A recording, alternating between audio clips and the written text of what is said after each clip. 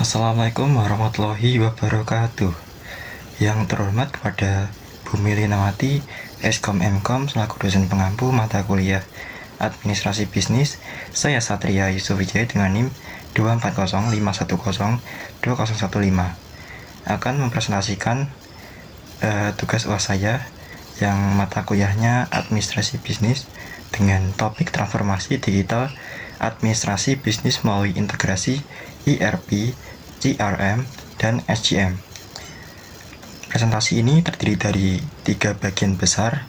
Yang pertama, studi kasus implementasi ERP di sebuah perusahaan yang bernama PT Maju Bersama. Yang kedua, analisis penerapan sistem informasi pada UMKM di Indonesia.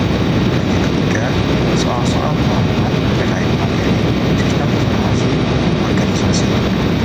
Lanjut, kita mulai dari tugas pertama, yaitu PT Maju Bersama perusahaan distribusi yang punya beberapa cabang di Indonesia. Menggunakan ERP, setiap departemen di perusahaan ini menggunakan aplikasi sendiri yang tidak saling terhubung. Akibatnya sering terjadi data ganda, laporan keuangan yang telat, dan sulit memantau stok barang. Pada tahun 2024, perusahaan ini akhirnya menerapkan sistem ERP berbasis cloud yang mencakup 5 modul utama. Pertama, finance, kedua, purchasing, inventory, sales, dan human resource. Hasilnya cukup signifikan. Laporan keuangan bisa diotomatis, stok bisa dipantau real time, dan waktu pemrosesan pesanan yang terjadi 3 hari sekarang jadi hanya 1 hari. Tentu saja implementasi ini tidak mudah. Ada tantangan seperti biaya investasi yang besar, karyawan yang awalnya menolak perubahan, kebutuhan pelatihan, dan proses migrasi data dari sistem lama. Lanjut, sekarang kita masuk ke bagian analisis sebelum ERP diterapkan di PT Maju Bersama.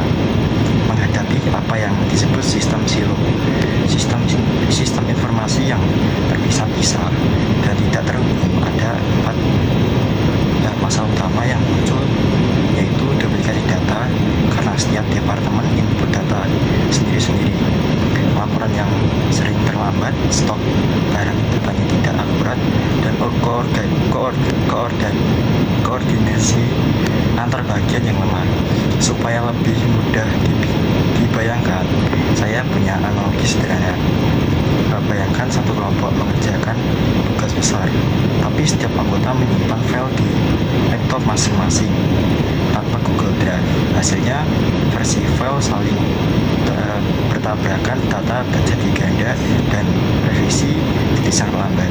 Nah, itulah kira-kira yang terjadi kalau sistem informasi perusahaan tidak terintegrasi. Lanjut ke slide selanjutnya.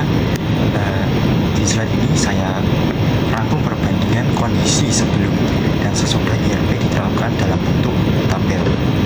Misalnya dari sisi waktu pemrosesan order dari 3 hari kerja menjadi 1 hari karena sudah otomatis, dan sisi pelaporan keuangan yang tadinya manual dan sering salah sekarang otomatis dan real time. Begitu juga untuk pemantauan stok barang, kualitas data, dan sinergi antar bagian semuanya membaik setelah ERP diterapkan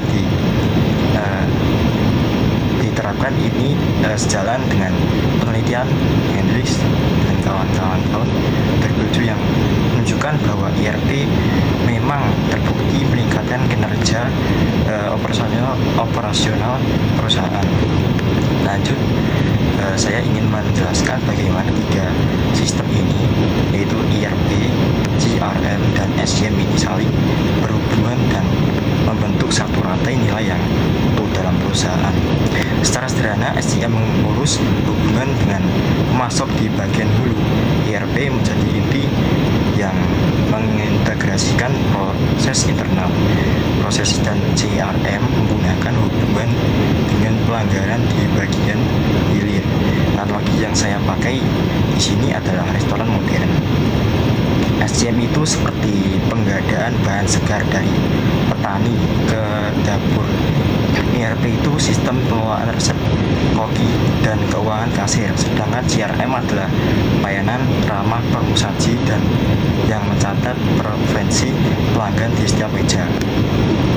Lanjut dari studi kasus PT Maju Bersama, saya merangkum 4 rekomendasi strategi supaya implementasi ERP bisa berjalan sukses. Pertama, dukungan dari manajemen puncak, yakni faktor paling krusial karena mereka yang mengalokasikan sumber daya dan membantu mengatasi resistensi dari karyawan.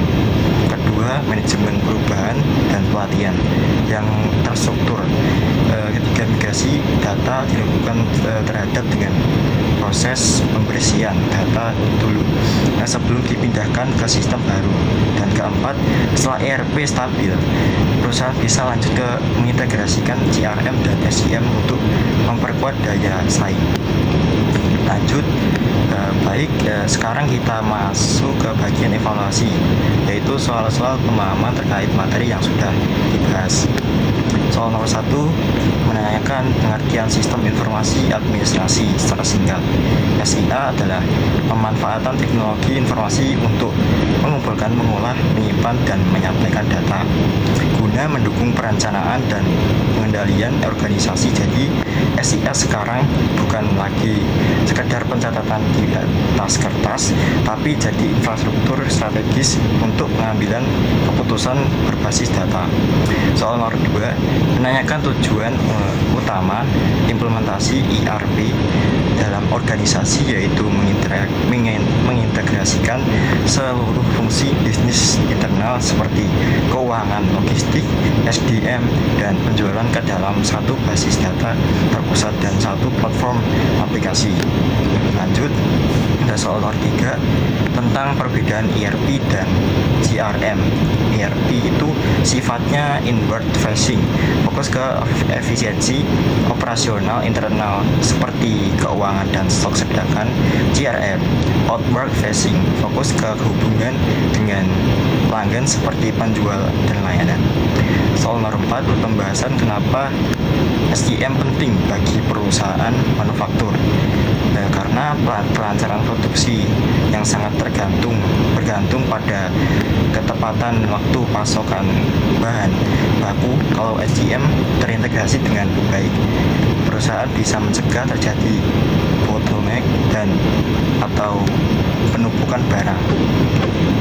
Soal nomor 5 tentang office automation, yaitu bagaimana otomatisasi tugas-tugas rutin seperti surat menyurat dan pengarsipan bisa meningkatkan efisiensi kerja dan mendukung budaya kerja yang lebih fleksibel dan paperless.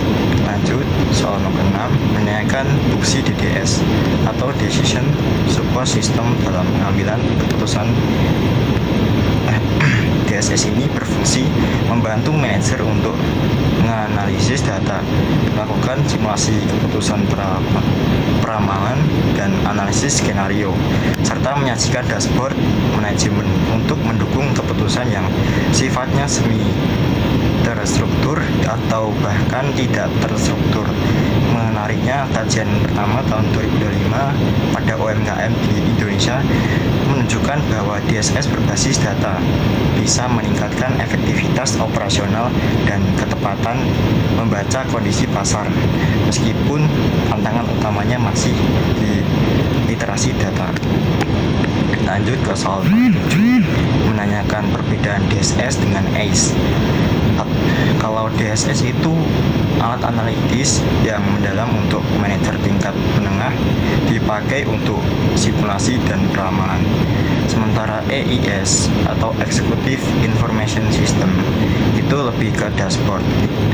Ringkasnya yang berorientasi pada KPI, dipakai oleh manajemen puncak untuk melihat gambaran strategi perusahaan secara cepat dan intuitif. lanjut ke soal nomor 8 yang terakhir, di bagian evaluasi menanyakan pentingnya integrasi ERP, CRM, dan SCM dalam organisasi. Jawabannya, integrasi ketiga sistem ini bisa menghilangkan hambatan arus informasi atau yang disebut information silos, dan perusahaan yang menerapkan kombinasi ketiganya biasanya mencatat peningkatan kinerja finansial paling signifikan dibandingkan yang cuma pakai satu sistem saja. Lanjut, sekarang kita masuk ke bagian kedua, dan tugas ini yaitu analisis penerapan sistem informasi pada UMKM di Indonesia. Berdasarkan kajian pertama tahun 2025, UMKM di Indonesia sebenarnya sudah memanfaatkan teknologi informasi, tapi penerapannya masih terfragmentasi dan belum terintegrasi penuh. Ada 4 teknologi yang paling umum yang dipakai, yaitu kasir digital atau POS untuk pencatatan transaksi harian, spreadsheet seperti Excel atau Google Sheet untuk pembukuan sederhana, marketplace dan media sosial sebagai kanal pemasaran, serta pesan instan seperti WhatsApp Business untuk pelayanan pelanggan. Lanjut di slide selanjutnya. Di slide ini saya menganalisis sejauh mana 6 sistem informasi ERP, CRM, SCM, Office Automation, DSS, dan AIS sudah diterapkan pada UMKM. Untuk ERP, UMKM masih terkendala biaya dan SDM, sehingga keuangan dan stok masih dikelola secara terpisah. CRM juga masih terbatas pada obrolan WhatsApp dan Instagram, belum ada analisis data pelanggan yang terstruktur. SCM pun masih manual, pemesanan ke supplier dilakukan secara langsung tanpa sistem, sehingga rawan kekurangan stok. Di sisi lain, Office Automation justru sudah sangat luas digunakan, misalnya Google Docs, Sheets, dan WhatsApp untuk koordinasi harian.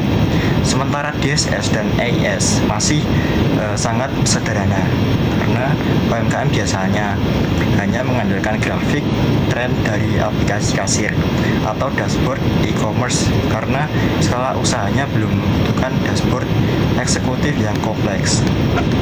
Lanjut ke slide selanjutnya. Meskipun penerapan masih parsial, teknologi informasi tetap memberikan dampak positif yang nyata bagi keberlangsungan usaha UMKM. Ada 4 manfaat utama yang saya identifikasi. Yang pertama, pencatatan transaksi jadi lebih cepat dan akurat lewat POS digital.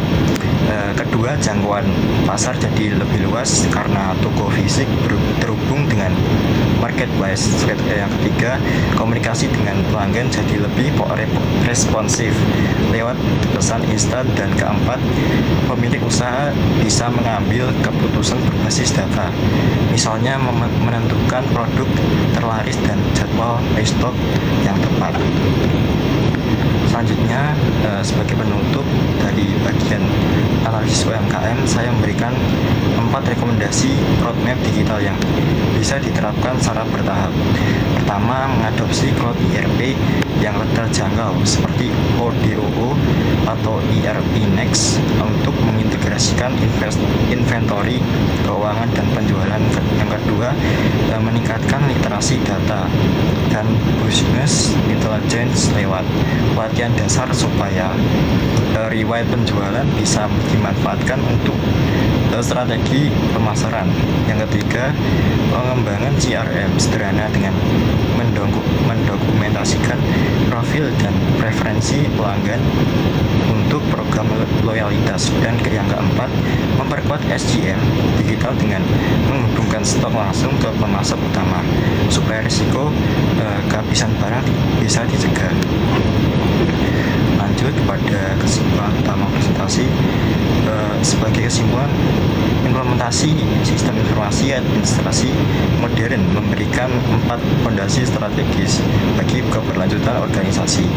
Yang pertama, integrasi proses bisnis atau ERP menyatukan proses yang terjadi yang tadinya terfragmentasi ke dalam satu platform terpusat. Kedua, efisiensi dan akurasi data seperti yang kita lihat pada kasus PT Maju Bersama, di mana waktu pemrosesan pesanan berkurang drastis dari 3 hari jadi 1 hari. Yang ketiga, sinergi antara ERP, CRM, dan SCM yang menciptakan rantai nilai utuh dan memaksimalkan daya saing. Dan yang keempat, keputusan berbasis data yang dimana DSS dan BI mengubah data operasional mentah menjadi wawasan strategis, baik yang untuk perusahaan besar maupun UMKM.